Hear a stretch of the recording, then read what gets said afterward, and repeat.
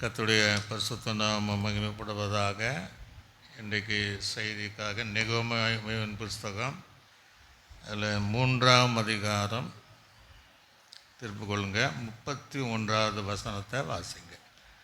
நெகேமியாவின் புஸ்தகம் 3ஆம் அதிகாரம் 31வது வசனம். அவனுக்கு பின்பாக மல்கியா மிக்காத்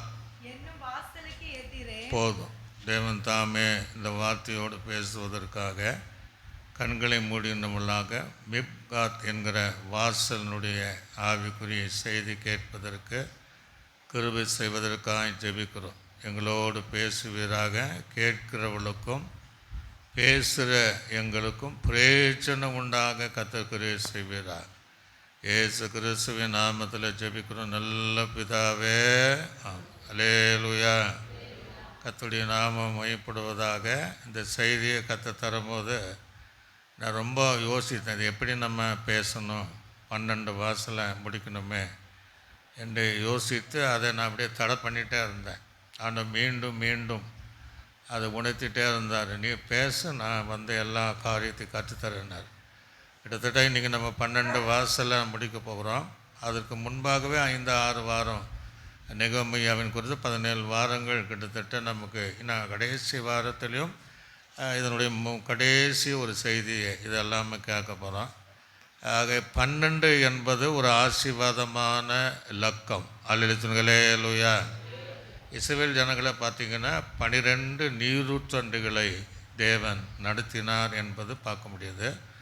12 என்பது இஸ்ரவேலுடைய கோத்திரத்தை குறிக்கிறது. ஆக பைபிளில் இப்போது நம்ம எருசலேமுடைய வாசல்கள் 12, பரம எருசலேமுடைய வாசல்கள் 12. அஸ்திபார கற்கள் பார்த்திங்கன்னா 12 வகையான கற்களினால் உண்டான அஸ்திபார கற்கள். அந்த வாசல்கள் எல்லாம் 12 வகையான முத்துக்களினாலே செய்யப்பட்ட ஒரு காரியம். 12 அப்போஸ்தலரை காண்பிக்கிறது, 12 சீசர்களை காண்பிக்கிறது. இயேசு கிறிஸ்து 12வது வயதில் தான் போதகர் நடுவில் அதிகாரம் உள்ளவனாக பிரசங்கம் பண்ணினார். அல்லேலூயா. இப்படி இந்த பகலுக்கு 12 மணி நேரம்பாங்க, இரவு 12 மணி நேரம்னா இயேசு கிறிஸ்து வாழ்க்கையில் ராம் முழுவதும் 12 மணி ஜெபம் பண்ணார். பகல் 12 மணி நேரமும் அவருடைய ஊழியங்களை செய்தார். அல்லேலூயா. இப்படி இந்த 12 என்பதற்கு பல அர்த்தங்கள் இருந்தாலும் இப்பொழுது அந்த 12வது வாசல் மிப்காத் என்கிற வாசலுடைய செய்தியை நம்ம கேட்க போகிறோம். இது வந்து என்ன, எபிரேயனுடைய பதத்தில் நீங்கள் பார்த்தீங்கன்னா எபிரேயன் பதம் தான் இந்த வாசலுடைய பேர் சொல்லப்பட்டிருக்கிறது. இந்த மிப்காத் என்கிற வார்த்தை கிரேக்க பதத்தில் சொல்லப்படுகிறது. இந்த வார்த்தை பல வேதாகமத்தில் நம்ம அப்படியே தியானித்து பார்க்கும்போது இதுக்கு அர்த்தம் என்ன சொல்லப்பட்டிருக்குன்னா, ஒன்று ஆய்வு வாசல். அல்லேலூயா. ஆய்வு வாசல். அது என்ன சொன்ன ஆங்கிலத்தில் இன்ஃபெக்ஷன் பண்ணுவாங்க. இன்ஃபெக்ஷன் வந்திருக்குறாங்க ஸ்கூலில் அப்படிங்கிறா இல்லையா. நீங்கள் பொதுவாக நீங்கள் பேப்பர்லலாம் பார்த்துருக்குறீங்க. அரசாங்கத்தினால் சில நேரங்களில் பெரிய பெரிய டீ கடையில் போய் ஆய்வு செய்வார்கள். ஆய்வு யார் செய்வாங்கன்னா, நல்ல உணவு இருக்குமா கெட்ட உணவு இருக்குமா என்று சமீபத்தில் நம்ம பார்த்தோம். நிறைய கண்டுபிடிச்சி அதை குப்பையில் போய் கொட்டினாங்க. அதே மாதிரி மளிகை கடையில் பார்த்து ஆய்வு செய்தால் அந்த ஸ்டாக் ரொம்ப ஸ்டாக்கான பொருளை என்ன செய்வாங்க, விற்பாங்க. அதை பார்த்து அது நல்லதா கெட்டதா என்பதை அறிந்து கொள்வதற்கு ஆய்வு செய்து அதெல்லாம் கொண்டு போய் என்ன செய்வாங்கன்னா குப்பையில் போய் கொட்டுவாங்க. மருந்து வகையில் அப்படி தான். ஆக ஆய்வு வாசல் என்பது நீங்களும் நானும் நம்ம ஆய்வு செய்ய வேண்டும். ஒரு அல்லேலூயா. கையில் அல்லேலூயா. நம்மை ஆய்ந்து பார்க்க வேண்டும். எப்படி ஆய்ந்து பார்க்கணும்? நமக்குள்ளே ஏதாவது கெட்டதாக இருக்கா, நமக்குள்ளாக நல்லது இருக்கா. ஆகவே அந்த கெட்டதெல்லாம் தூக்கி என்ன செய்யணும், குப்பையில் போட்டுறணும். அது கெட்டதெல்லாம் நம்ம சேர்ந்து நெருப்பில் போட்டு சுட்டரிக்கணும். ஒரு அல்லேலூயா. இப்படி நாமையே நம்ம ஆய்ந்து பார்க்க வேண்டும். சீசர்கள் இயேசு கிறிஸ்து மீனவர்களை ஏன் அழைத்தாருன்னா, இயேசுவை பார்க்கும்போது வலையை பழுது பார்த்து கொண்டிருந்தார்கள் அப்படிங்கிறார். ஆக இந்த வாசல் நம்மை பழுது பார்க்கணும். நான் எப்படி இருக்கிறேன், முந்தின காலத்தை போல் இருக்கிறேன்னா, இல்லைன்னா ஆண்டவர் விரும்பத்தக்க வாழ்க்கையில் இருக்கிறேன்னா, அப்போ நம்ம பழுது பார்க்கிறவளாக இருக்க வேண்டும். அப்போ எதெல்லாம் நம்மளோட ஆவிக்குற வாழ்க்கையில் பழுதடைந்து இருக்கிறது, அதெல்லாம் நம்ம சரி செய்யக்கூடிய வாசல் தான் இந்த வாசல். அல்லேலூயா சொல்லுங்களே. லூயா.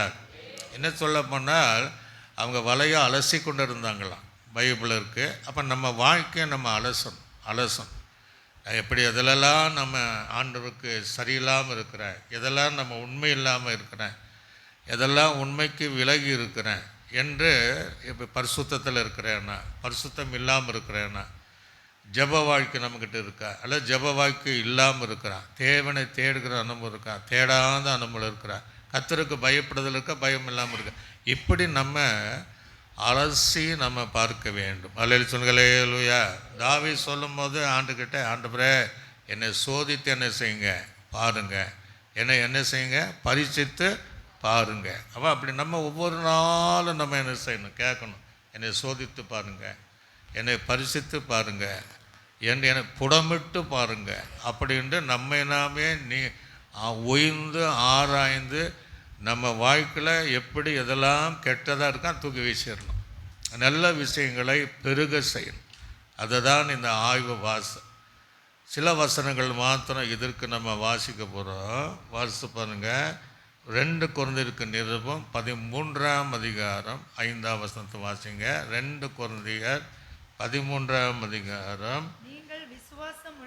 ஆண்டு நம்மளுக்கு இப்போ நம்ம அதெல்லாம் யோசிக்கணும். நீங்கள் விசுவாசம் உள்ளவர்களோ என்று உங்களை நீங்களே சோதித்து அறிக்கணும். நம்ம சோதிக்கணும். ஆரம்பத்தில் இருந்த விசுவாசம் இருக்கா? விசுவாசத்தை துவங்கினவரும் முடிக்கிறவரும் கர்த்தராகிய இயேசு கிறிஸ்து.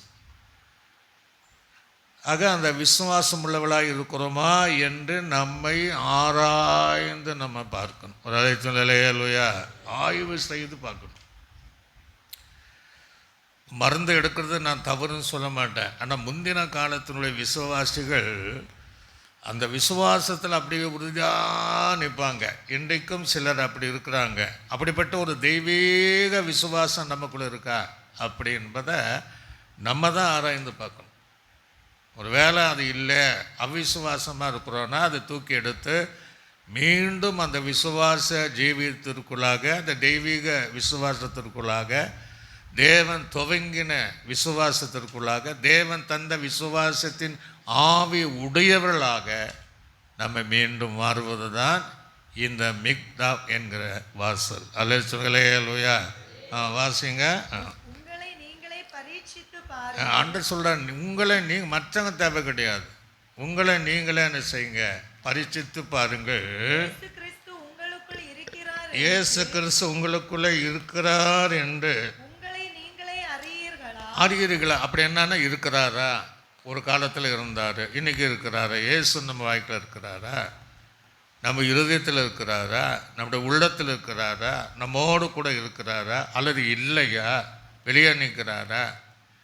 நாமே பரிசித்து பல விதங்களை பார்த்து முன்னே நம்ம எப்படி இருந்தோம், நமக்குள்ளே ஒரு டெஸ்ட்டு வைத்து தேவனுக்கு பிரியமில்லாத ஒருவேளை நம்மவே விரும்பாத அந்த காரியங்களை தூக்கி எறிவது தான் ஆய்வு வாசல். அதுதான் 12வது வாசல் என்பது மிப்காத் என்கிற ஒரு வாசல். அல்லேலூயா சொல்லுங்களே. லூயா. மீண்டும் வாசிங்க பாப்பா. ஆண்டவர் சொல்றாரு, நீங்கள் பரீட்சைக்கு நில்லாதவளாய் இருந்தால் அறியீர்கள் அப்படிங்கிற போதும். அப்போ நம்ம பரீட்சை ஒருவேளை இதெல்லாம் நம்ம சரிப்படுத்தலைன்னா நம்ம கடைசி ஒரு பரீட்சை இருக்குது.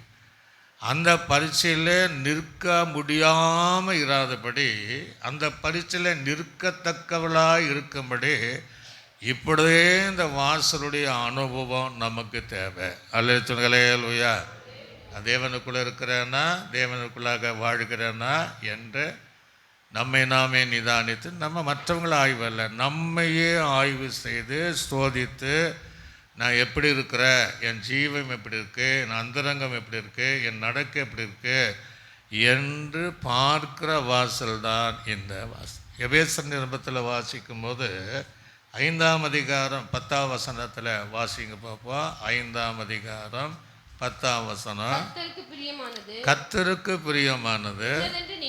பார்த்தீங்களா, நம்ம தான் சொல்லணுமா கர்த்தர் எது பிரியம் இன்னதென்று நீங்கள் சோதித்து பாருங்கள். நம்ம சோதிக்கணும் கர்த்தருக்கு என்னென்ன பிரியம் அப்படின்னு நம்மளையே நம்ம ஜட்ஜ்மெண்ட் பண்ணி சோதித்து எதுக்கு பிரியம் இல்லாமல் இருக்கோ அதை நம்ம தூக்கி குப்பையில் போட்டு எரிச்சிட்டு கர்த்தருக்கு பிரியமான இன்னதென்று நம்முடைய வாழ்க்கையில் சோதித்து பார்க்கக்கூடிய வாசல் தான் இந்த மிப்காத் என்கிற ஆய்வு செய்கிற வாசல். அல்லேலூயா. சில நேரம் நீ சிலருக்கு அட்வைஸ் பண்ண பாருங்கள், முதல் சொல்லுவாங்க முதல்ல நீ பாரு உன்னை பாரும்பாங்க. அப்படி சொல்கிறாங்க இல்லையா நிறைய பேர். அடுத்த குடும்பத்துக்கு அட்வைஸ் பண்ண முதல்ல உன் குடும்பத்தை பாரு உன் புருஷனை பாரும்பாங்க. ஏன் சொல்கிறாங்க, நம்மக்கிட்ட நிறைய தவறு இருக்குது. வந்துட்டா அப்படிம்பாங்க. வந்துட்டா எங்களுக்கு அட்வைஸ் பண்ணு, நீ என்ன யோகிதனாக கேட்பாங்க, நீ ரொம்ப பரிசுத்தமானா ரொம்ப நீதிமானலாம் கேட்பாங்க. ஆக நம்மை முதலாவதாக நாம் கர்த்தருக்கு எதெல்லாம் பிரியமில்லைன்னு ஆராய்ந்து நமக்குள்ள விசுவாசம் இருக்கா இல்லை விசுவாசம் இல்லாமல் இருக்கிறோமா, பரீட்சைக்கு நிற்கக்கூடியவர்களாக இருக்கிறோமா, தேவன் நமக்குள்ளே இருக்கிறாரா இல்லையா என்பதை ஆராய்ந்து உயிர்ந்து சோதித்து நம்மை நாமே பரிசுத்த பார்க்கணும். அல்லேலூயா. அப்படி இல்லைன்னா அவர் நமக்கு ஒரு பரீட்சை வைக்கிறார். கடைசி நாளில் அவர் பரீட்சை வைப்பார். அந்த பரீட்சையில் நம்ம நிற்கணும். அந்த வசனத்தை நீங்கள் வாசித்து பாருங்கள். 1 கொரிந்தியருக்கு நிருபம் 3ஆம் அதிகாரம் 12ஆம் வசனம் முதல் 15ஆம் வசனம் வரையும் நல்ல கவனிங்க. இதெல்லாம் ஒரு ஆவிக்குரிய நிலைமை. இன்னைக்கு பல நிலைமையில் இருக்கிறதா சொல்கிறாரு. ஒருவன் அந்த அஸ்திபாரத்தின் மேலே, அப்போ நான் ஒருத்தன் பொன்னினால் அஸ்திபாரம் போடுறான், ரெண்டாவது ஒருத்தன் வெள்ளியினால் அஸ்திபாரம் போடுறான், வெளியேறப்பட்ட கல்லினால் அஸ்திபாரம் போடுறாங்க. மரம் புல் வைக்கோல் ஆகிய இவைகளினால் கட்டினால் அந்த சோதனை அவனவனுடைய வேலைப்பாடு வெளியாகும். எந்த நாள்? ஆண்டுடைய வருகை நாளாவது அதை விளங்க பண்ணும். ஏனெனில் அது அக்கினியினால வெளிப்படுத்தப்படும். அவனுடைய வேலைப்பாடு எத்தன்மை உள்ளதென்று அக்கினி பரிசோதிக்கும். அதன் மேல் நிலைத்து அந்த அக்னி சோதிக்கும் போது பரிசிக்கும் போது நம்மை ஆய்வு செய்யும் போது அது நிலைத்தால் அந்த கூலியை பெறுவான், நித்திய ஜீவனை பெறுவான். கட்டினது வெந்து போனால் அவன் நஷ்டமடைவான், அவனோ ரட்சிக்கப்படுவான். அது அக்னியில் அகப்பட்டு தப்பியது போல இருக்குங்கிறார். 5 காரியங்களை சொல்கிறார். 5 விதமான கிறிஸ்தவ வாழ்க்கை. 1 பொன்னினால் கட்டப்படுகிற அஸ்திபாரம், 2 வெள்ளியினால் கட்டப்படுகிற அஸ்திபாரம், 3வது வெளியேறப்பட்ட கருக்கணினால் கட்டப்படுகிற அஸ்திபாரம், 4வது மரத்தினால் கட்டப்படுகிற அஸ்திபாரம், 5 புள்ளினால் கட்டப்படுகிற அஸ்திபாரம். அடுத்தது பார்த்திங்கன்னா வைக்கோல்னால. இப்போ இதை நல்ல கவனிங்க. அக்னி என்பது நியாய தீர்ப்பு. அவர் பட்சிக்கிற அக்னியாக இருக்கிறார். சாதாரணமாக நீங்கள் ஒரு அக்னிக்கு முன்பாக இந்த வெள்ளியை நீ கொண்டு போனால் உருகி போயிடும், பொன்னானாலும் உருகி போயிடும், மரமானால் சாம்பலாகிடும், புல்லானாலும் எரிஞ்சு போயிடும், வைக்கோலானாலும் எரிஞ்சு போயிடும். எது நிற்கும் அப்படின்னா அந்த ஜட்ஜ்மெண்ட் ஜோதனையில் அந்த விலையேறப்பட்ட கற்கள் தான் நிற்கும். ஒரு சொல்லுங்களேலூயா, சத்தமாக சொல்லுங்களேலூயா. அப்போ நம்ம எப்படி இருக்கணும்? நம்ம விலையேறப்பட்ட கற்களாக இருந்தால் அந்த நியாய தீர்ப்பில் அந்த பரீட்சையில் நாம் நிற்கிறது நம்முடைய ஆத்துமாவே நமது அக்னிக்கு நம்ம தப்பித்து கொள்ள முடியும். மரம் நெருப்பில் நிற்க முடியுமா? மரம் என்பது மாமிசம், புள்ளி என்பது காலையில் முளைத்து மாலையில் வாடி போகிற அனுபவம். வைக்கோல் என்பதில் சாதாரண சாம்பலாகி போகக்கூடிய அன்பு. ஆக இவைகளை காட்டில் ஆகவே ஆண்டு சொல்றாரு, நீ எப்படி இருக்கிற, நீ சோதிச்சு பாரு, நீ அந்த விலையேறப்பட்ட கல்லை போல் இருக்கிறாயா, அல்லது அந்த இயேசுவின் கல்லின் மேலே, அப்போஸ்தலருடைய கல்லின் மேலே உடைய அஸ்திபாரங்கள் அந்த மகிமையின் கட்டிடமாக எழும்பி ஜீவனுள்ள கற்களாக நீ எழும்பி வருகிறாயா இருக்கிறாயா என்று இந்த 12வது வாசலை நாம் ஆய்வு செய்து சோதித்து பார்க்க வேண்டும். இல்லைன்னா கடைசி நாளிலே அவர் வைக்கிற பரீட்சைக்கு நம்ம நிற்க முடியாமல் போய்விடும். அல்லேலூயா. அது அக்னிக்கு முன்பாக நிற்கும். இதுதான் ஆய்வு வாசல் என்று கிரேக்க பதத்தில் ஒரு வேதாகமத்தில் சொல்லப்படுகிறது. அதாவது இன்ஃபெக்ஷன், ஸ்கூலில் சொல்லுவாங்க இல்லையா, நம்ம படிக்கும்போது இன்ஃபெக்ஷன் வராரா, அவர் வராரா. ஏன்னா அங்கே எதுக்கு வராருன்னா ஸ்கூல் ஒழுங்காக நடத்துகிறாங்களா இல்லையா, பசங்க நல்லா படிக்கிறாங்களா இல்லையா என்பது தான் வர்றாங்க. அதே போல் நம்ம வாழ்க்கை, ஆவிக்குரிய வாழ்க்கை சரியா இல்லையா என்பதை நாம் ஆராய்ந்து நாம் சோதித்து பார்க்க வேண்டும். இன்னொரு வேதாகமத்தில் கிரேக்க பதத்தில் என்ன சொல்லியிருக்குன்னா, கூடும் வாசல். மிக்காத் என்றால் கூடும், வாசல் அப்படின்னா ஆங்கிலத்தில் கேதரிங் கேட். கூடுன்னா கூடி வருகிற ஒரு அனுபவம். ஒரு அல்லேலூயா. தேவஜனங்களாக நாம் கூடி வரணும். எதற்கு நம்ம கூடக்கூடாது, எதற்காக நம்ம கூடணும்? கடைசி நாளிலும் தேவ சமூகத்தில் எல்லா ஜனங்களையும் கூட்டி ஆண்டு என்ன செய்வார், சேர்க்கிற ஒரு காரியத்தை அவர் சந்திக்கும் நாள் என்று சொல்கிறார். பரிசுத்தவான்களை 4 தேசத்தில் உலகத்தில் 4 முனையிலிருந்து திசையிலிருந்து கூட்டி சேர்ப்பார். அது ஒரு கூடுகை தான். அப்போ நம்ம எதுக்கு பல நேரத்தில் பலரோடு உட்கார்ந்து பல காரியங்களுக்காக கூடுகிறோம். அந்த கூடுகிற கூடுகை நல்ல விஷயத்துக்காக கொடுக்குறோமா அல்ல தேவனை மகிமைப்படுத்துவதற்காக கொடுக்குறோமா என்பதை நாம் ஆய்ந்து உயிர்ந்து பார்க்கணும். அல்லேலூயா. சிலெல்லாம் நீங்கள் பார்த்தீங்கன்னா கூடுறாங்கன்னா அடுத்த குடும்பத்தை குறித்து பேசுவதற்காக கூடுவாங்க. நீங்கள் கவனித்திருப்பீங்க, இந்த டீ கடை பெஞ்சு மாதிரி கூடி உலக காரியத்தை பேசுவாங்க. இன்னும் சில சபையில் பார்த்தீங்கன்னா கூடி ஊழியக்காரனுக்கு விரோதமாக என்ன செய்வாங்க, பேசுவாங்க. இன்னும் சிலரை பார்த்திங்கன்னா தங்களுக்கு கொடுக்கப்பட்ட தலைவலுக்கு விரோதமாய் கூட்டி பேசுவார்கள். அதற்காக நம்ம கூடுகிற கூட்டம் அல்ல. ஒரு அல்லேலூயா. ஒரு வேளை அதை நம்ம பார்க்கணும். நான் இந்த கூடுற கூட்டத்தில் இது முறை எத்தனையோ பேர் கூட நான் கூடியிருக்கிறேன். அந்த கூடுகையில் நான் பேசினது அல்லது நான் சொன்னது நான் கேட்டது அது தேவனுக்கு பிரியமானது தானா என்று நாம் சிந்தித்து நம்மை சரிப்படுத்தி கொள்ள வேண்டும். அல்லேலூயா. அதுக்கு நம்ம சில வசனங்களை நம்ம வாசிக்க போகிறோம். யோபுவின் புத்தகம் 34ஆம் அதிகாரம் 8ஆம் வசனம் முதல் 10ஆம் வசனம் வரையும் ஒருத்தர் வாசிங்க. யோபுவின் நல்ல கவனிங்க. அக்கிரமக்காரரோடு இப்போ என்ன கூடக்கூடாது, நம்ம அக்கிரமக்காரர் கூடக்கூடாது. ஆக அக்கிரமக்காரரோடு கூடிக்கொண்டு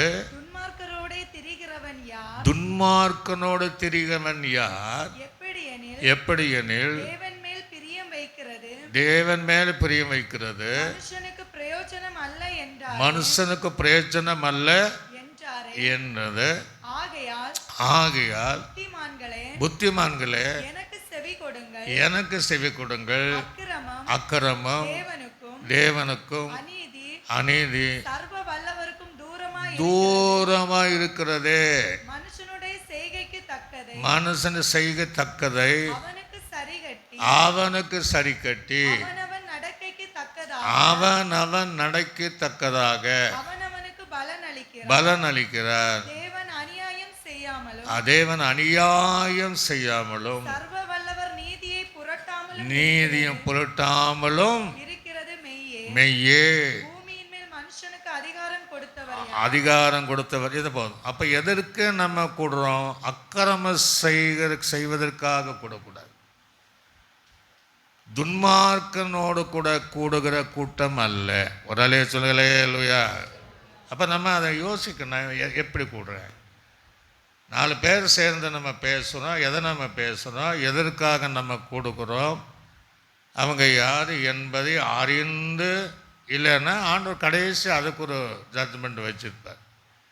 ஆகிய இவைகளெல்லாம் நான் கூடுகிற கூட்டம், 10 பேர் உட்கார்ந்து நான் பேசுகிற அனுபவங்கள் இல்லாத அவங்க சொல்லுகிற வார்த்தைகள் அதெல்லாம் தேவனுக்கு பிரியமானதா நான் கூடுகிற அந்த கூடுகை, அல்லது 4 பேர் வாங்க நம்ம சேர்ந்து ஒரு காரியத்தை செய்வோம் என்று தவறான காரியத்துக்கு செயல்படுகிற அந்த கூட்டமானாலும் அதை ஆய்ந்து விட்டுவிட வேண்டும். ஒரு அலைச்சல்களேலுயா அதை சோதித்து நம்ம விட வேண்டும் என்பதை தான் யோபு அங்கே சொல்கிறார். சங்கீதம் 55ஆம் சங்கீதம் 18ஆம் வசனத்தில் வாசிக்கும் போது, சங்கீதம் 55:18 இங்கே நல்ல வேண்டிங்க, இங்கே ஒரு கூட்டம் திரளான கூட்டமாய் கூடி, பார்த்தீங்களா, இது ஒரு கூட்டம். எதற்கு? எதிர்ப்பதற்காகவே ஒரு கூட்டம். திரளான கூட்டங்களோடு கூடி என்னை எதிர்த்தார்கள். அவரோ எனக்கு நேரிட்ட போரை நீக்கி என் ஆத்துமாவை சமாதானத்தோடு மீட்டிவிடும். ஒரு அலை சொன்னங்களே இல்லையா, இது ஒரு கூட்டம். மற்றவர்களை எதிர்ப்பதற்காக கூட்டம். தேவனுடைய பிள்ளைகளுக்கு எதிராக செயல்படுகிற கூட்டத்திற்கு கூடுகிற கூட்டம் அல்ல. அதெல்லாம் நம்ம கணக்கில் வச்சிருப்பார். சில ஊழியர்களார் அந்த ஊழியலுக்கு விரோதமாக கூடுகிற கூட்டமும் அல்ல. அவைகளெல்லாம் கர்த்தர் விரும்புவதே இல்லை.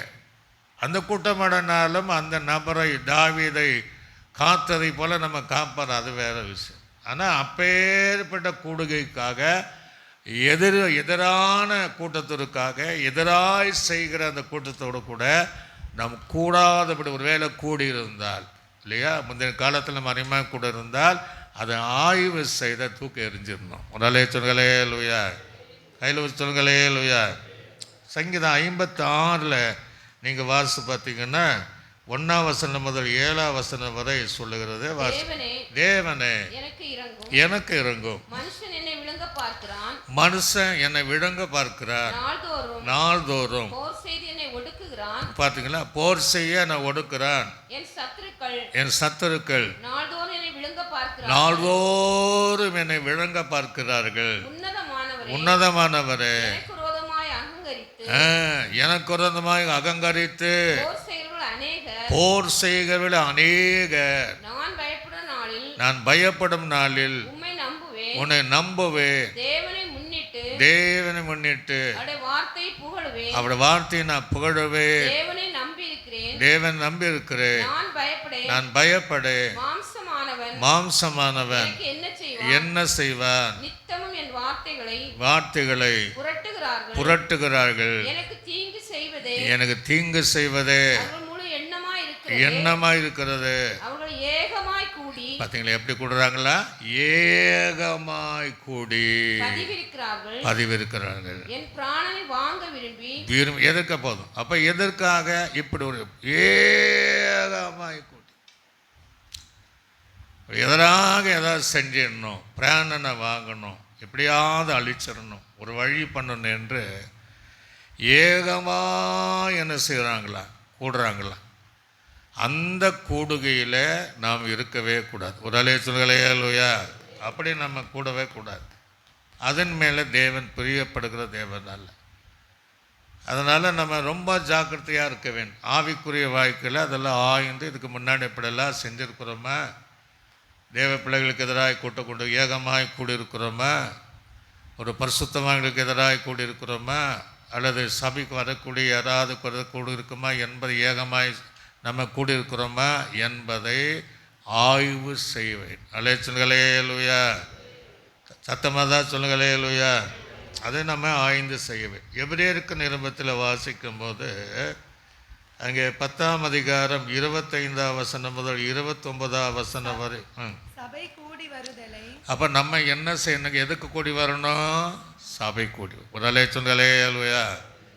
சபை கூடி வருதலை விட்டு விடுகிறது போல நாம் அந்த சபை கூடுதலை விட்டு விடாமல் ஒருவருக்கொருவராக நாம் புத்தி சொல்ல கடவோம். நாளானது சமீபித்து வருகிறது. எவ்வளவாய் பார்க்கிறீர்களோ அவ்வளவாய் புத்தி சொல்ல வேண்டும். அவ்வளவாய் புத்தி சொல்ல வேண்டும். சத்தியத்தை அறியும் அறிவை சத்தியத்தை அறிகிற அறிவை அடைந்த பின்பு மனப்பூர்வமாய் பாவம் செய்ய. நல்ல கவனியாது, சபை கூடி வரலனால பாவம் தானே. இன்னைக்கு ஞாயிற்றுக்கிழமை வரலன்னா பாவம். ஆகவே பாவம் செய்து பாவங்களின் நிமித்தம் செலுத்தத்தக்க இனி நமக்கு வேறொரு பலி இல்லை. நியாய தீர்ப்பு வரும் என்று பயத்தோடு எதிர்பார்க்குதலையும் விரோதிகளை பட்சிக்கும் இருக்கும். மோசேனுடைய பிரமாணத்தை தள்ளுகிறவன் இரக்கம் பெறாமல் 2-3 சாட்சிகள் வாக்கினாலே சாகிறானே. இந்த சபை கூடி வராதவங்க சொல்றாரு, தேவனுடைய குமாரனை நல்ல கவனிங்க. சபை கூடி வராதவங்க என்ன செய்யறாங்களா, கர்த்தராகிய இயேசு கிறிஸ்துவை தங்கள் காலின் கீழே மிதித்து தன்னை பரிசுத்தம் செய்த உடன்படிக்கையின் ரத்தத்தை அதை அசுத்தம் என்று ராபோசனையே கலந்து கொள்ள மாட்டான். அசுத்தம் என்று எண்ணி கிருபையின் ஆவியை நிந்திக்கிறவன் எவ்வளவாய் கொடிதான ஆக்கினியை போதும். ஒரு அலேச்சன்களே, சபை கூடி வரணும். நல்ல விஷயங்கள் எதற்கு கூடி வரணும்? சபை கூடி வரணும். கூடி ஜெபிக்க வேணும், கூடி ஆராதிக்கணும். நம்ம பாருங்க, பரலோகமே உம்மை துதிப்பதால் கர்த்தாவே நாங்கள் என்ன செய்கிறோம், கூடி நாங்கள் துதிக்கிறோம், கூடி ஆராதிக்கணும். தவிர சபை கூடி வருவதை விட்டு விடுங்க தானே. கர்த்தராகிய இயேசுவை காலை போட்டு மிதிக்கிறான். உடன்படிக்கை ரத்தத்தை ராபோசனத்தை அசட்டை பண்ணுறான். தனக்கு கொடுத்த அந்த நித்திய கிருபை ஆவின் கிருபைகளை அவன் இழந்து விடுகிறான். அந்த ஆக்கினிக்கு அவன் பாத்திரனா இருக்கிறான். அல்லேலூயா அல்லேலூயா. ஆக நம்ம புரிந்து பண்ண சபை காரியத்தில் ஞாயிற்றுக்கிழமை தோறும் நான் கூடி வருவதை என்னை பழக்கமாய் வைத்திருக்கிறேன்னா, எல்லா இடத்துக்கும் போகிறோம். அந்த ஞாயிற்றுக்கிழமை சரியாக நானும் என் வீட்டாரும் என்றால் சபை கூடி வருமோ என்று உயர்ந்து ஆராய்ந்து தீர்மானம் பண்ணோம். இனி நானும் என் வீட்டாரும் என்றால் கர்த்தரையே சேவிப்போம். அல்லேலூயா. அப்படி நம்ம கூடி வருகிற நல்ல குணங்களோடு கூட நாம் இருக்க. அப்போஸ்தலர் நடபடிகள் 10ஆம் அதிகாரம் 33வது வசனத்தை வாசித்து பாருங்க. அப்போஸ்தலர் நடபடிகள் 10ஆம் அதிகாரம் 33வது வசனம். அந்தபடியே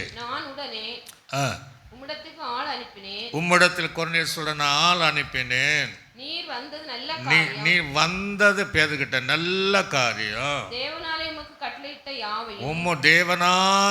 கட்டளையிட்ட யாவையும் கேட்கும்படி நாங்கள் எல்லாரும் இங்கே கூடி வந்திருக்கோம். ஒரு அல்லேலூயா. எங்க வரணும்? தேவ சமூகத்தில் கூடி வரணும். எதற்காக? தேவனுடைய வார்த்தையை கேட்பதற்காக.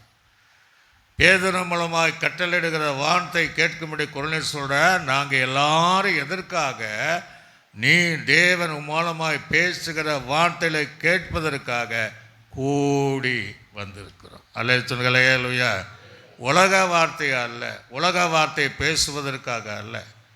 நாங்கள் தேவனுடைய வார்த்தைகளை கேட்கும்படியாக அல்லது தேவனை ஆராதிப்பதற்காகவும் தேவ சமூகத்தில் தேவ பாதத்தில் அந்த மரியாள் இயேசு வந்தவுடனே அந்த வார்த்தை கேட்பதற்காக அந்த பாதத்தில் அமர்ந்து அந்த வார்த்தையை கேட்டதை போல நாங்கள் சமூகத்தில் கூடி வந்திருக்கிறோம். அல்லேலூயா.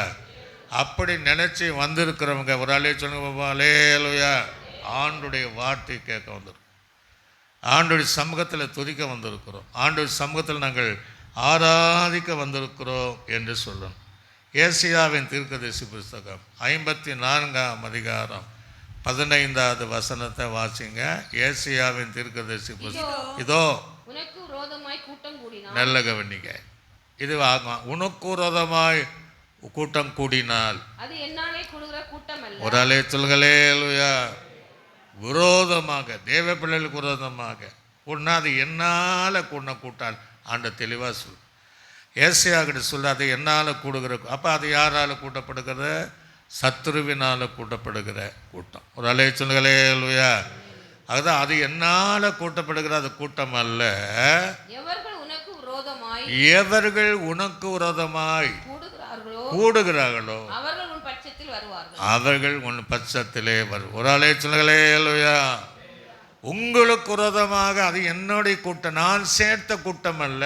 ஒருவேளை அப்படியே உனக்கு விரோதமாய் அவங்க எழும்பினால் உன் பட்சமாக நான் வர வைப்பேங்கிற. ஒரு அலைய சொல்லுங்களே அல்லையா.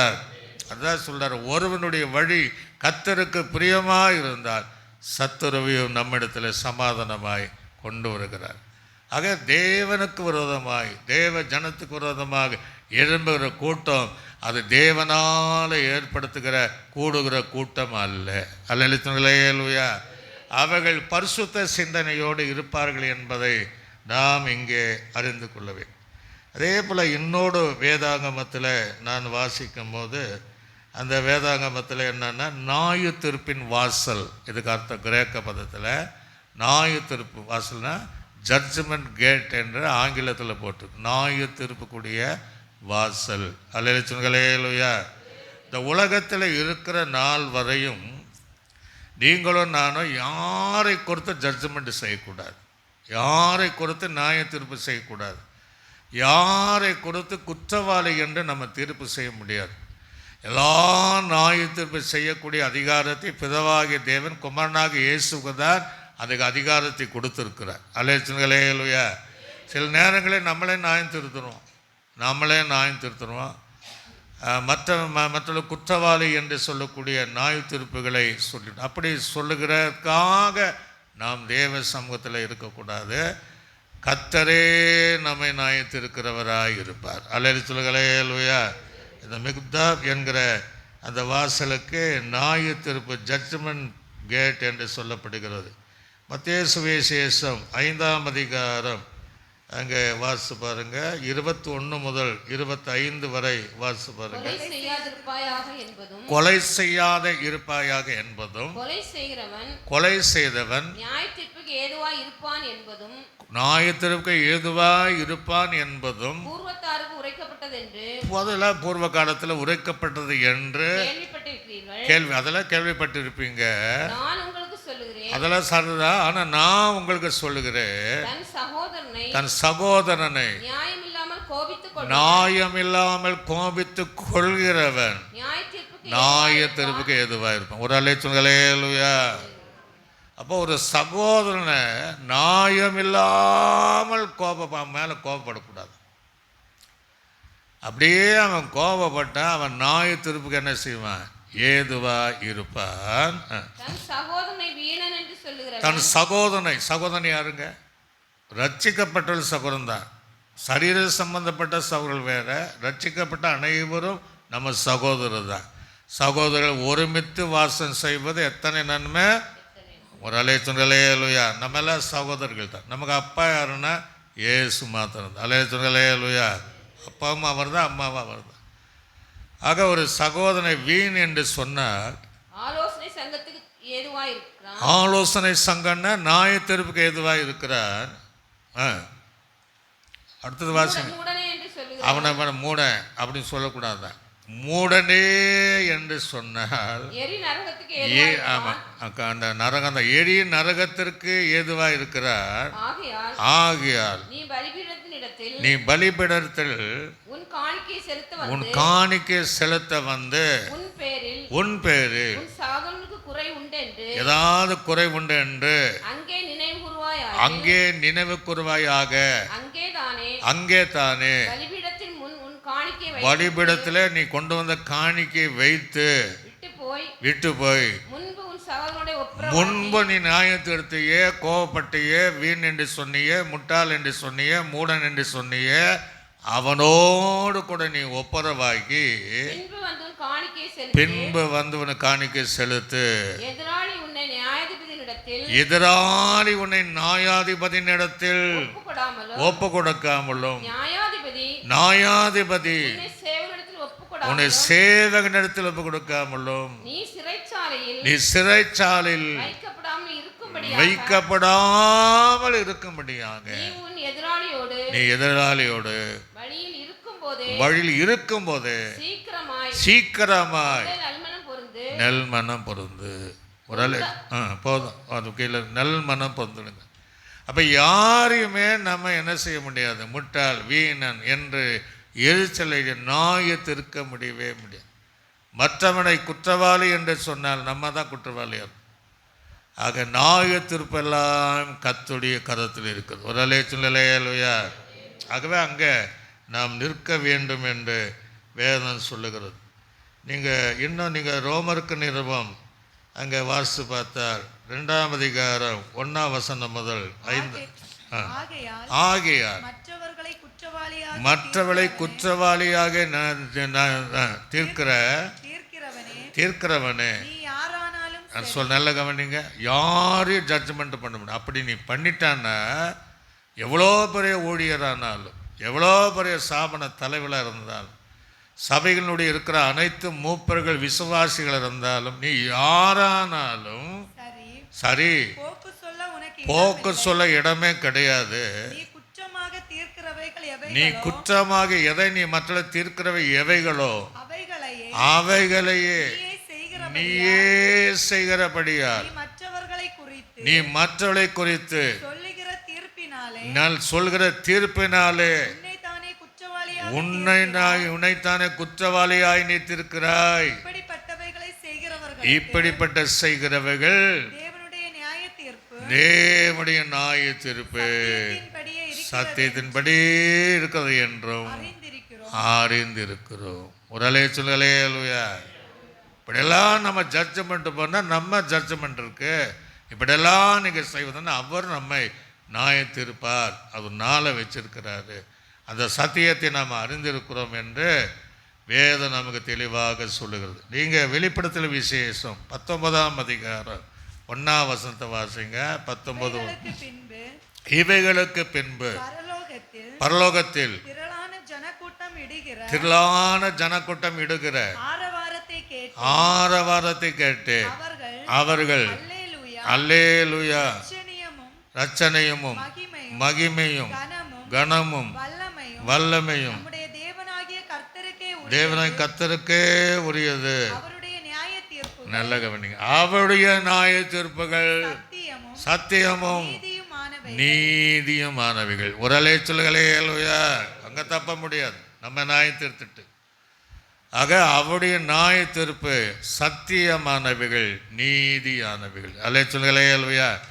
ஒருவேளை இதுவரையும் நம்ம யாராவது நியாயத்திருந்தால் நம்ம ஆய்வு செய்து, இனிய ஆண்டவரை நான் அறியாமல் செஞ்சிட்டேன், வசனம் தெரியாமல் வசனம் தெரிந்தும் சிலர் அப்படி செய்தாலும் ஆண்டவரோடு ஒப்புரவாக்கி ஆண்டவருடைய இரத்தத்தினால் கழுவி நம்மை நியாயத்தீர்ப்புக்கு முன்பாக நிற்க செய்கிற அது தேவனுக்கு முன்பாக நிற்கத்தக்கவளாக நம்ம யாரையும் குற்றமாக சொல்லாமல் யாரையும் நியாயத்திருக்காமல் நம்மை நாமே நிதானித்து நான் எப்படி இருக்கிறேன், நான் சரியாக இருக்கிறேன் என்று ஆராய்ந்து தேவனுக்கு பிரியமானவைகளை செய்யும். ஒரு அலைய சொல்லுகளேயா.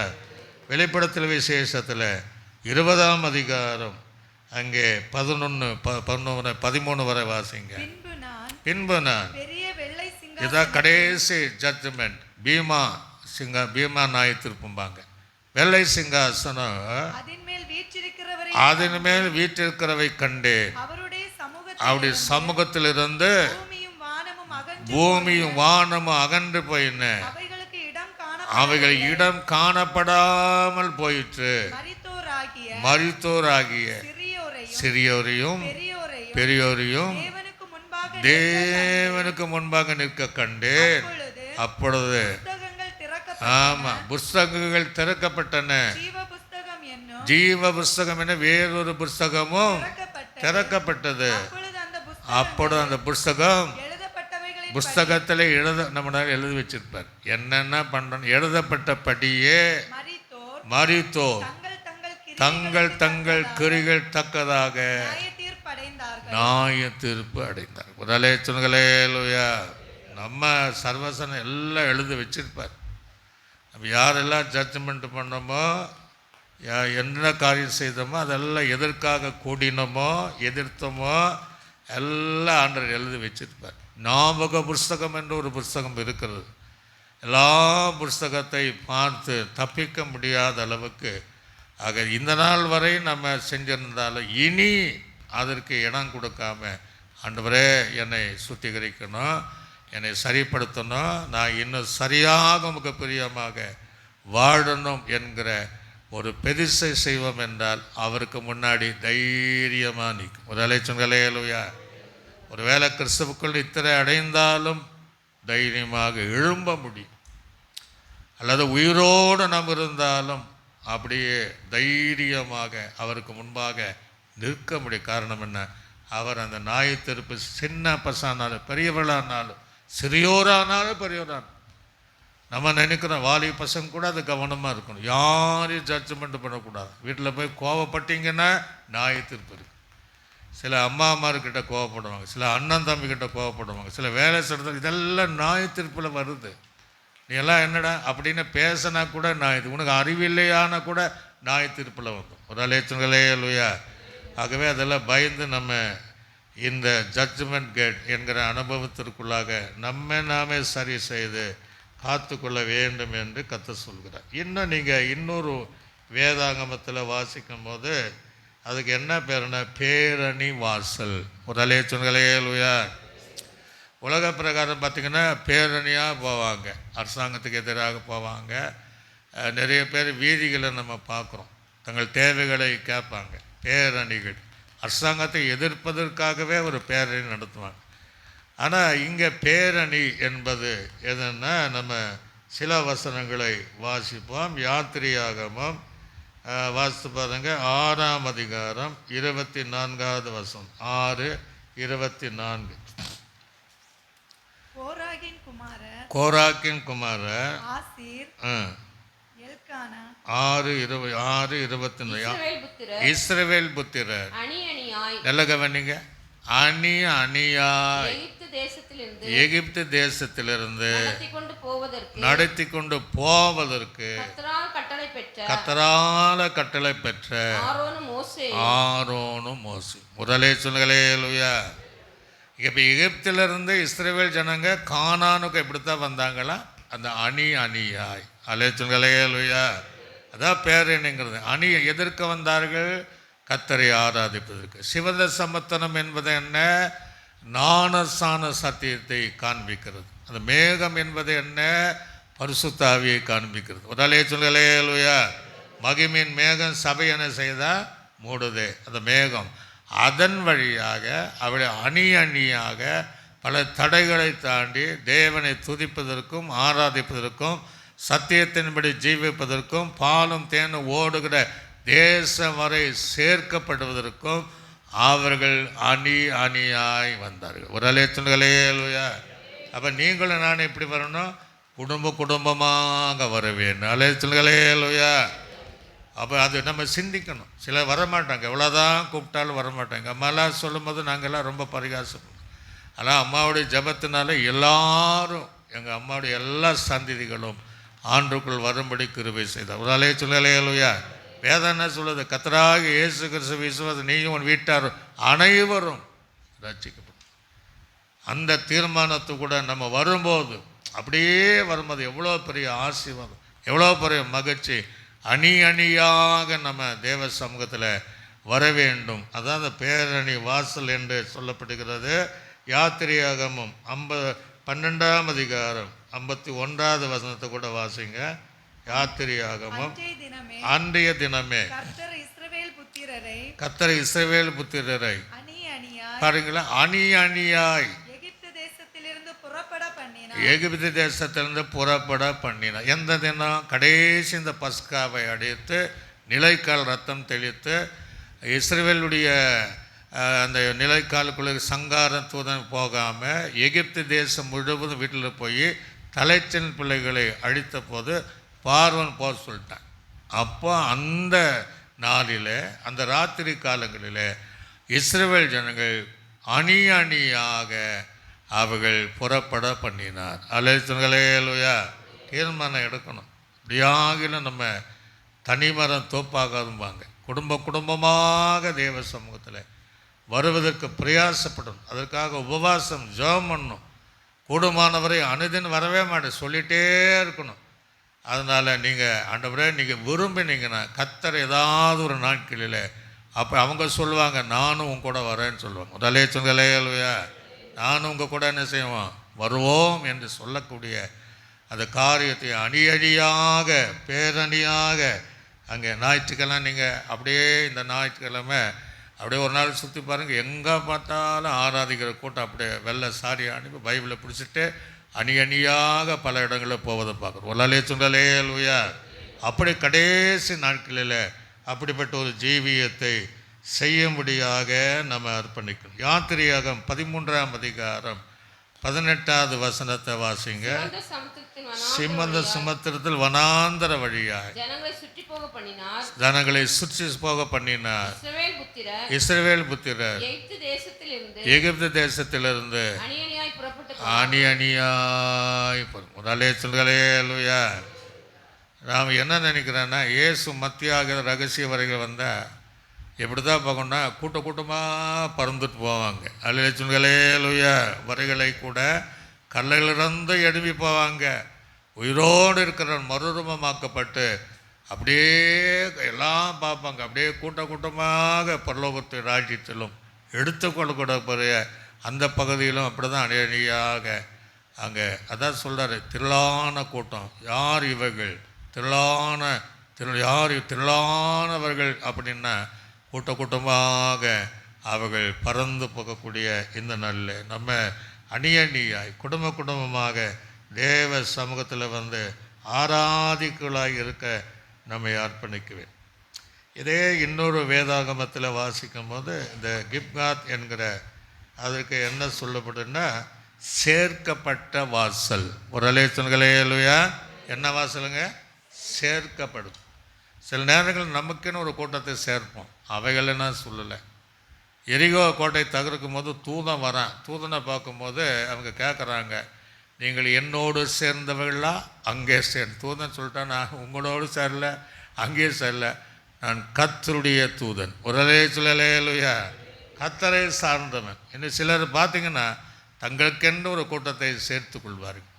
அதை வச்சு தான் நிறைய பிரச்சனைகள், நல்லதும் நடக்கும் கெட்டதும் நடக்கும். அப்போ எதற்காக நம்ம சேர்க்கப்படுகிறோம், எதற்காக நம்ம அந்த கூட்டத்தை சேர்க்கிறோம் என்பதை நாம் அறிந்து ஆய்ந்து பார்க்கக்கூடிய சூழ்நிலை தான் இந்த மிக்தாத் என்கிற வாசல் என்பதை நாம் அறிந்து கொள்ள வேண்டும். அப்போஸ்தலர் நடவடிக்கைகளை நீங்கள் வாசிக்கும் போது 2ஆம் அதிகாரம் 47வது வசனத்தை வாசிங்க.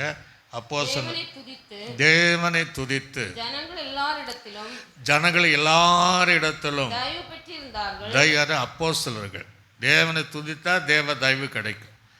அதனால் போகிற வருகிறெல்லாம் மனுஷுடைய தயவை பெற்றார்கள். ரட்சிக்கப்படுகிறவர்களை கர்த்தர் ஆனுதினமும் சபையிலே சேர்த்து கொள்ளப்படும். இதான் சேர்த்து கொள்ளுகிற அனுபவம். தேவனை அறிந்த தேவ பிள்ளைகள் முடிந்த அளவு சுவிசேஷங்களை சொல்லி அவளை ரட்சிப்புக்குள்ளாக நடத்தி நம்முடைய சபைக்குள்ளாக சேர்க்கப்படுகிற ஆத்தும பாரம் நமக்கு தேவை. அல்லேலூயா. அப்போஸ்தலர்கள் தேவனை துதித்ததுனால போகிற இடமெல்லாம், அந்த ஊழியம் செய்கிற இடமெல்லாம் அந்த மனுஷுடைய தயவை பெற்றுக்கொண்டார். அப்போ நமக்கு அந்த தயவை கிடைக்கணும்னா சாட்சியாக வாழ்ந்து போகிற இடமெல்லாம் ஆத்துமாக்களை சம்பாதித்து சபைகளிலே நமக்கென்று சேர்த்து கொள்ளாமல் தேவனுக்கென்று சேர்த்து கொள்ளும்படியாக அந்த ஊழியங்களை சபையார் எல்லாரும் செய்யத்தக்க அந்த கிருபைகளை தேவன் உங்களுக்கு தருவார். ஒரு அலைச்சொல்லே அல்லையா. சேர்க்கப்படணும், ரட்சிக்கப்பட்டவர்களை சபையிலே சேர்த்து கொள்ளப்படணும். மத்தேயு சுவிசேஷம் 25ஆம் அதிகாரம் 31ஆம் வசனம் முதல் 34வது வசனம். அன்றியும் மனுஷகுமாரன் தமது மகிமை பொருந்தினவராய் சகல பரிசுத்த தூதர்களோடு கூட வரும்போது தமது மகிமையுள்ள சிங்காசனத்தின் மேல் வீற்றிருப்பார். அப்பொழுது சகல ஜனங்களும் சேர்க்கப்படுவார்கள். ஒரு சொல்களே அல்லையா. கையில் சொல்களே இல்லையா. யாருக்கு முன்பாக? தேவனுக்கு முன்பாக சேர்க்கப்படுகிற. உலகத்தில் நீங்கள் பார்த்தீங்கன்னா உலக பிரகாரமானாலும் ஆவி பிரகாரம் தங்களுக்கென்று ஒரு கூட்டத்தை சேர்த்து கொள்வது நல்ல விஷயங்கள் நல்லது தான். தவறான விஷயத்தில் சேர்த்து கொள்ளக்கூடாது. இருந்தாலும் நம்ம அந்த சூழ்நிலை இருந்தாலும் அவர் எல்லாரும் அந்த கடைசி நாளில் தமக்கு முன்பாக சேர்த்து கொள்கிற ஒரு நாள் வரும். ஒரு அலைய சொல்லுங்களே இல்லையா? வாசிங்க பாப்பா. மெய்ப்பனானவன் செம்மறாடிகளை சேர்த்து கொண்டு என்ன செய்கிறாரு? அப்படி எல்லாத்தையும் கூட்டு போயிடுறாரா?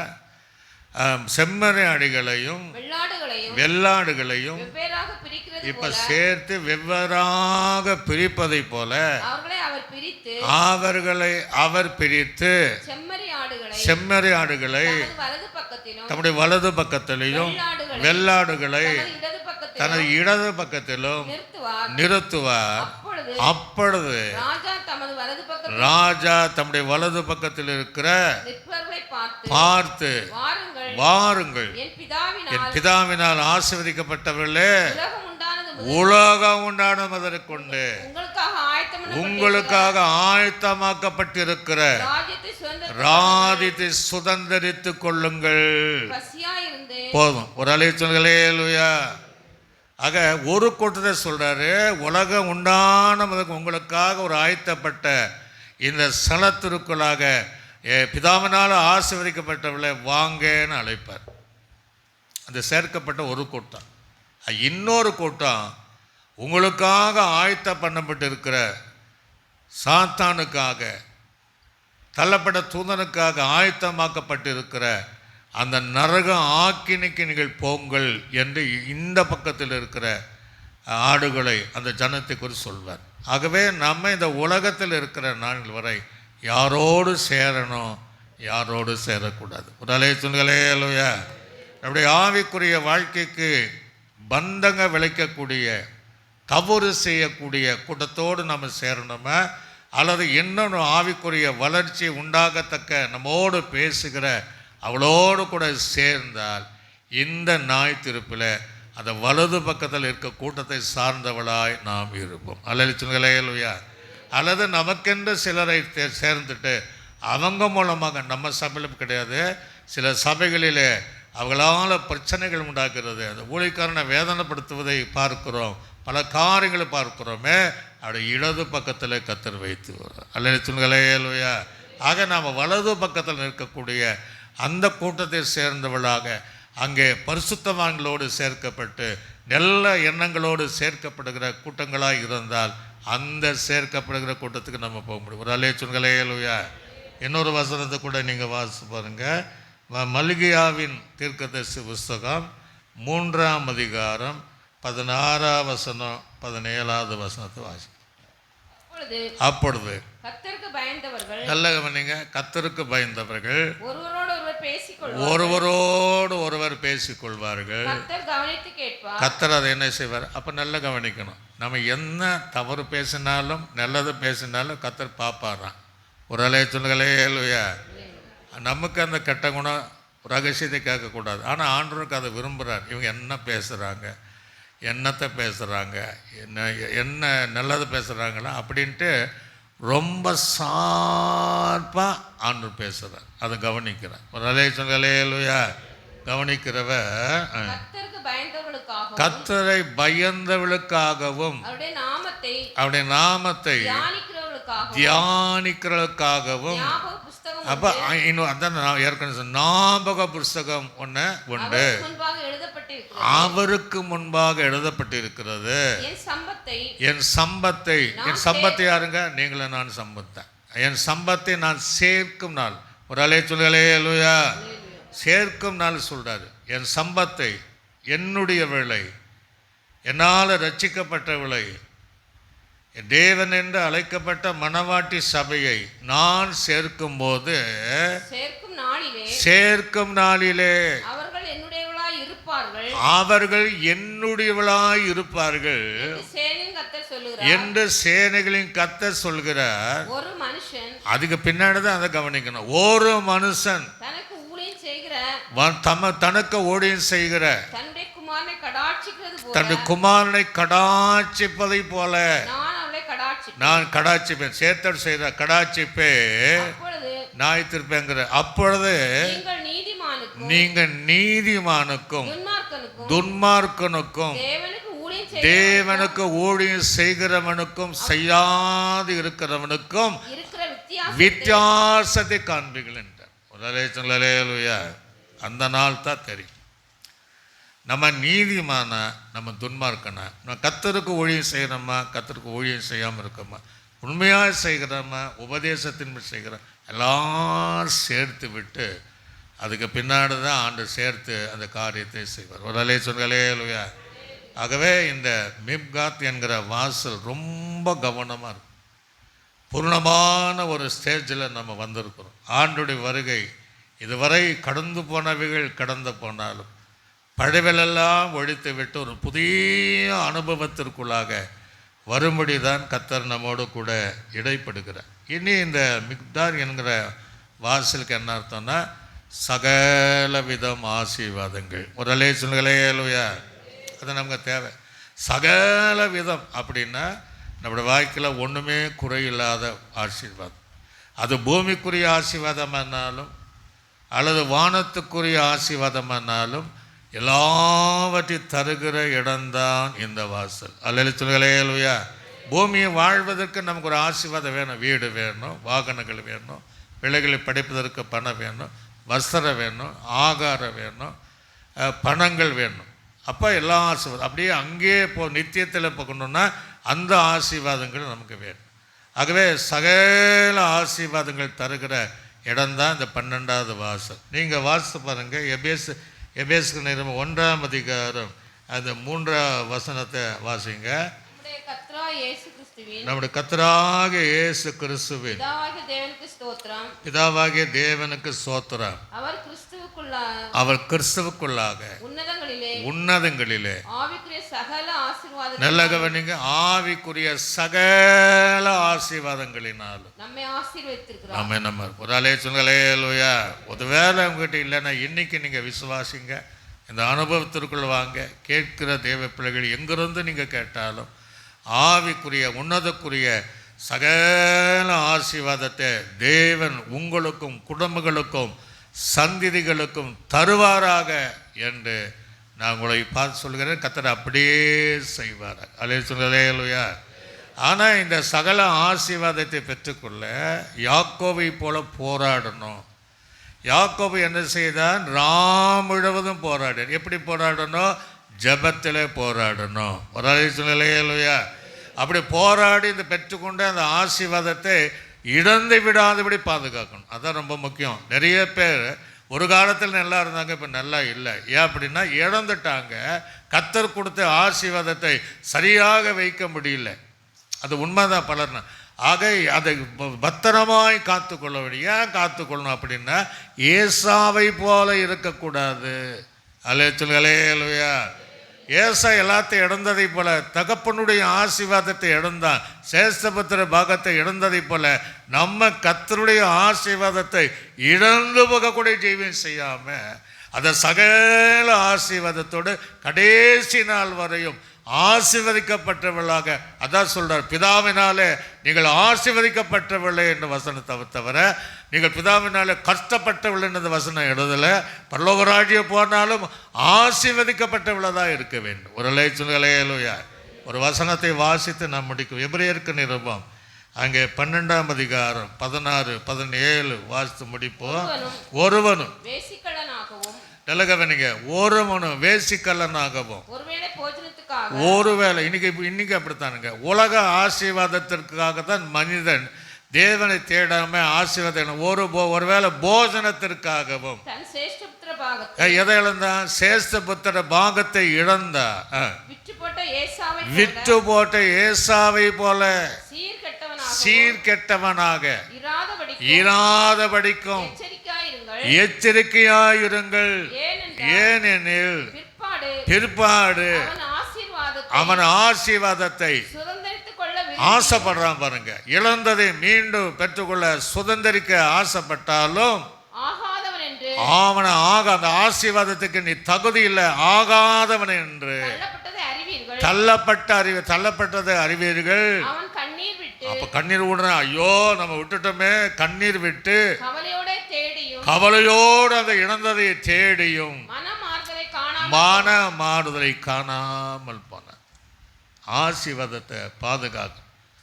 தேவன் தந்த ஆசீர்வாதத்தை இன்னும் நம்ம பெருக்கணும், தவிர அதை இழந்து விடக்கூடாது. அதுதான் மிம்காத் என்கிற வாசம். ஆக நிறைய காரியத்தை பார்த்தோம்.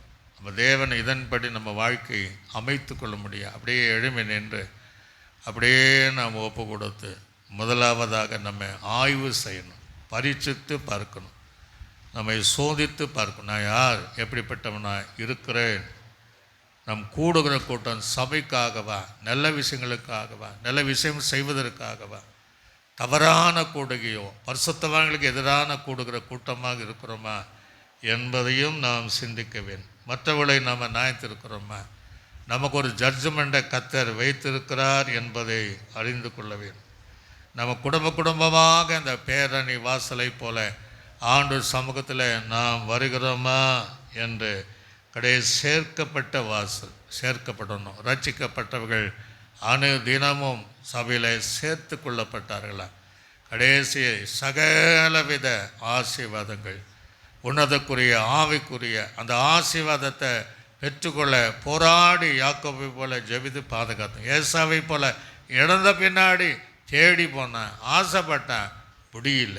நிறைய பேர் இன்றைக்கி இழந்து நிற்கிறீங்க. ஆண்டவரே எங்களுக்கு மீண்டும் அந்த ஆசீர்வாதம் தாங்க என்று அப்படியே ஒப்பு கொடுத்து வாயில் திறந்து அப்படியே சோத்திரம் பண்ணுங்க பாபா. சோத்திர ஆண்டவரே, ரீபாலா பாபா சந்தபரா க்ளோரி தகப்பனே, சோத்திர ஆண்டவரே, சோத்திர ஆண்டவரே. இந்த 12வது வாசலுடைய அனுபவத்தை தாங்கப்பா, அனுபவத்தை தாங்க. அதன்படி வாழ்வதற்கு எங்களுக்கு கிருபை செய்யுங்கப்பா என்று எல்லாம் ஒப்பு கொடுப்போம். எல்லாம் சோத்திர பண்ணுங்க, சோத்திர பண்ணுங்க, சோத்திர பண்ணுங்க. ரீகாலா பாபா சந்தபரா க்ளோரி. பிதாவாகிய தேவனை நாம் சோத்திரம் பண்ணுவோம், சோத்திரம். கர்த்தராகிய இயேசு கிறிஸ்துவை நாம் சோத்திரம் பண்ணுவோம், சோத்திரம். நம்மை ஆற்றி தேற்றி வழிநடத்தின பரிசுத்தாவியானவரை நாம் சோத்திரம் பண்ணுவோம்.